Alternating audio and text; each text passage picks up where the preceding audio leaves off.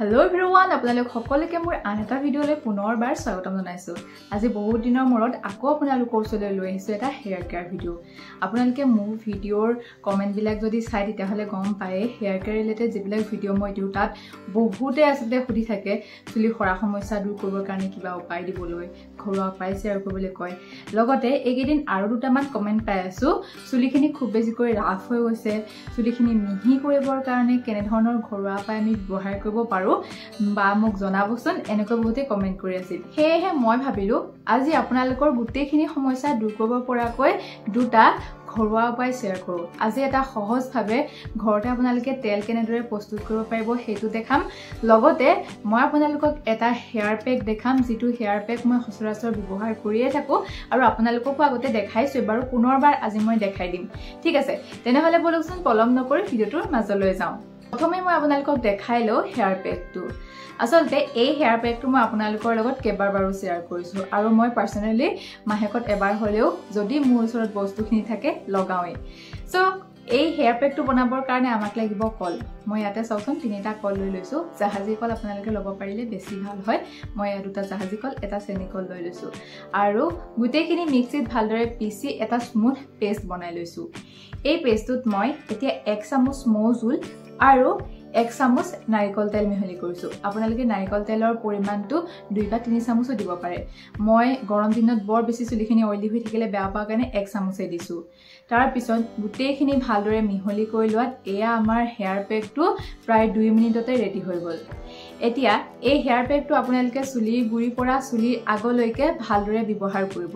কিন্তু চুলিত হেয়াৰ পেকটো লগোৱাৰ আগতে এটা কথা মন কৰিব যাতে আপোনালোকৰ চুলিখিনি সাফা হৈ থাকিব লাগে। মই আগদিনাখনে চুলিখিনি শ্যাম্পু কৰি ধুই লৈছিলো, সেয়েহে সাফা চুলিত মই এই হেয়াৰ পেকটো ব্যৱহাৰ কৰিছো।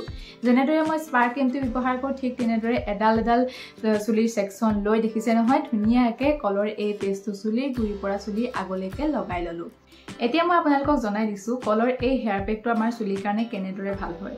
যদি আপোনালোকৰ চুলিখিনি খুব বেছিকৈ ৰুক্ষ হৈ পৰিছে, সেই ৰুক্ষ চুলিখিনি আপোনালোকে যদি অলপ অলপ মিহি কৰিবলৈ বিচাৰিছে তেতিয়াহলে আপোনালোকে এই হেয়াৰ পেকটো লগাব পাৰে।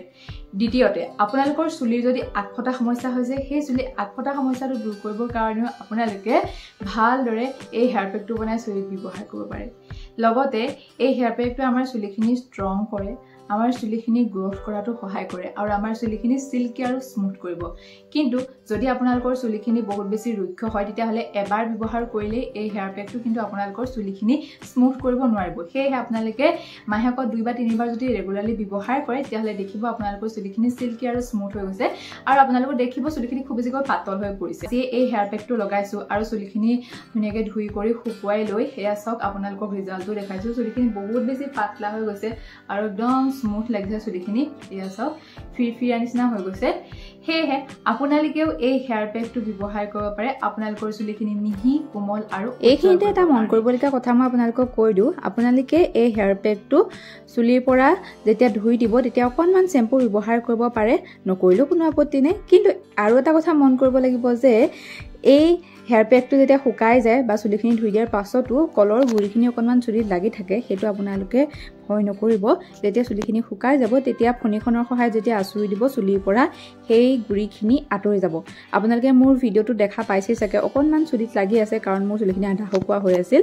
তো সেইটোৱে আপোনালোকে সেইটো কথা মন কৰিব। এতিয়া আগবাঢ়ো 2 নম্বৰ ঘৰুৱা উপায়টোলৈ। 2 নম্বৰ ঘৰুৱা উপায়টো হৈছে এটা ঘৰতে বনোৱা তেল, যিটো তেল আমাৰ চুলিৰ কাৰণে ৰামবাণ বুলি ক'ব পাৰি। কাৰণ এই তেলটো বনাবৰ কাৰণে মই এনেকুৱা কিছুমান উপকৰণ ব্যৱহাৰ কৰিছো যিকেইটা চুলিৰ কাৰণে ৰামবাণ বুলি ক'ব পাৰি। সো আহকচোন প্ৰথমে এই ইনগ্ৰেডিয়েণ্টছখিনি বা উপকৰণ কি কি লাগিব সেইটো চাই লওঁ। এয়া চাওক, প্ৰথমে মই এটা পাত্ৰত লৈ লৈছো 2 চামুচ মিঠি গুটি, 2 চামুচ কলঞ্জি, 2 চামুচ ফ্লেক্সিড। ফ্লেক্সিড আপোনালোকে হয়তো চিনি পায়, মই আগতেও ইয়াৰ ওপৰত ভিডিঅ' আপোনালোকক দিছোৱেই।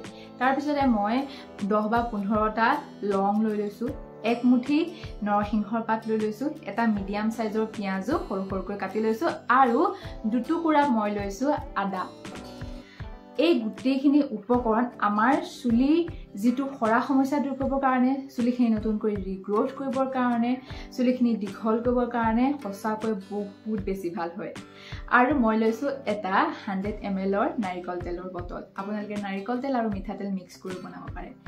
এতিয়া মই এটা পাত্ৰত নাৰিকল তেলখিনি লৈ ললো গোটেই 100 ml নাৰিকল তেলখিনি লৈ লৈছো আপোনালোকে নাৰিকল তেলৰ লগত ইচ্ছা কৰিলে মিঠাতেলো ব্যৱহাৰ কৰিব পাৰে মিঠাতেলে আমাৰ অকালতে চুলি পকা সমস্যাটো দূৰ কৰাত ভাল হয় মানে সেই আপোনালোকে মিঠাতেলো ব্যৱহাৰ কৰিব পাৰে সো মই এতিয়া তেলখিনি যিখিনি উপকৰণ লৈছিলো গোটেইখিনি দি দিছো মিঠি গুটি কলঞ্জি ফ্লেক্স সিড লং আৰু নৰসিংহৰ পাত গোটেইখিনি ভালদৰে দি দিছো লগতে আদাখিনিও ভালদৰে ৰুকি পেলাই দি দিছো গ্ৰেট কৰি দি দিছো এতিয়া এই তেলখিনি ভালদৰে মই লৰাই থাকিম আৰু তেলখিনি হবৰ কাৰণে আমাক খুব বেছি আধা ঘণ্টা সময় লাগে গোটেই উপকৰণখিনি ভাজি থাকিলে আপোনালোকে দেখিবই উপকৰণখিনি ব্ৰাউন কালাৰৰ হৈ পৰিছে মানে গোটেইখিনি ভাজি তেললৈ তাৰ যিখিনি গুণ সেইখিনি আহি গৈছে তো ব্ৰাউন কালাৰ যেতিয়া হৈ যাব দেখিছে আপোনালোকে ভিডিঅ'টোত তেতিয়া আপোনালোকে গেছৰ ফ্লেমটো অফ কৰি দিলে হ'ব মানে খুব বেছি আধা ঘণ্টা নাইবা 20 মিনিট সময় লাগে এই তেলটো বনাবলৈ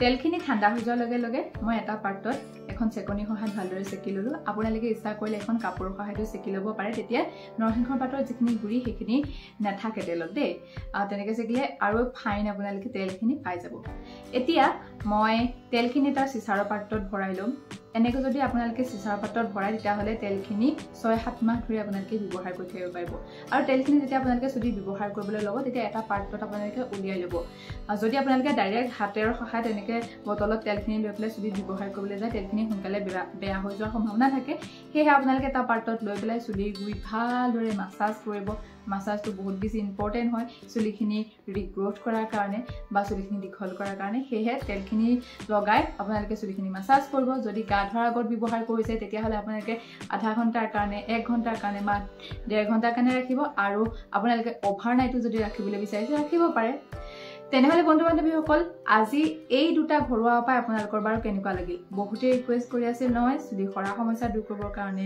চুলিখিনি দীঘল কৰিবৰ কাৰণে চুলিখিনি মিহি কৰিবৰ কাৰণে কিবা উপায় দিবলৈ আজি এটা নহয় দুটাকৈ ঘৰুৱা উপায় আপোনালোকৰ ওচৰলৈ লৈ আহিছো হলে বন্ধু বান্ধৱীসকল আজি যদি ঘৰুৱা উপায়টা আপোনালোকে ভাল পালে এটা লাইক কৰি দিবলৈ কিন্তু নাপাহৰিব আৰু নতুন যদি ভিউৱাৰ মোৰ চেনেললৈ আহিছে চেনেলটো সাবস্ক্ৰাইব কৰি থৈ যাব তেনেহলে আজিৰ ভিডিঅ'টোৰ পৰা ইমানতে মই বিদায় মাগিছো আকৌ পুনৰ আপোনালোকক লগ পাম তেতিয়ালৈ বাই বাই